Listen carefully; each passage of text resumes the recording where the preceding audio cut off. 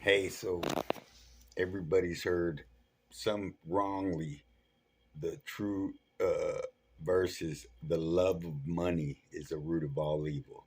Not money is the root of all evil. Greed. Let me tell you of a personal experience of some greed that set a lot of things in motion. I mean, and they were all bad too. Wasn't nothing good come out of it. So I had a couple of cousins in the mid '80s. One of them was helping an uncle. They were making money, selling heroin, and the other one was always just lurking in the shadows, just waiting, for a chance to hit a lick, to burn somebody.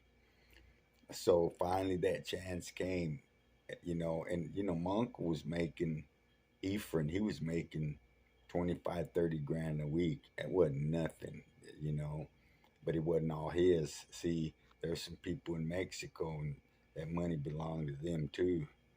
So, but so one night, my cousin calls the other one and says, "Hey, man, Ephraim left about 25, 30 grand and some coke and some heroin in the trunk of his car, and it's unlocked." See, it was an Audi, and all you had to do was to press it and open it if it wasn't locked. And there was a suitcase in there with everything in it.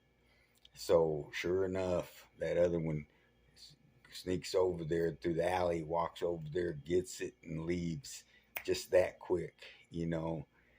And like I say, it set a lot of things in motion because they didn't know anything at first because everybody was in there right there.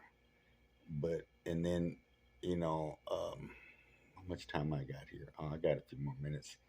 So it just so happened that that night I had made some money. Okay. It had absolutely nothing to do with that. Nobody knew about that, except those two rats. So I'm like, I had made some money, and the next day I went to see my uncle and my dad, you know, and so I was gonna bless him, hook him up with some money. And my uncle, I'll never forget this look on his face, y'all. He was just look. I told him, "Hey man, I hit a lick." I told him what I'd done, and I'd made about 2 grand, 2,000, 2,500 cash. Anyway, and my uncle was just looking at me. You hear me? He was just looking at me like, "You lying little turd," And and then I saw it, and I'm like, What's up?"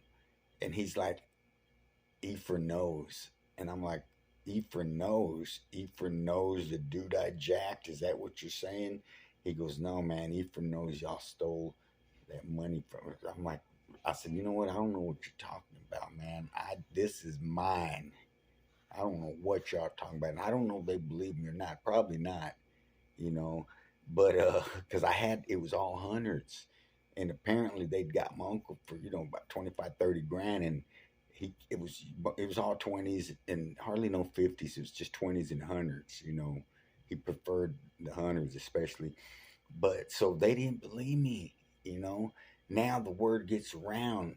Hey man, the very next day Bobby had all this money. See, so now these people in Mexico, they want to know where their money is, you know?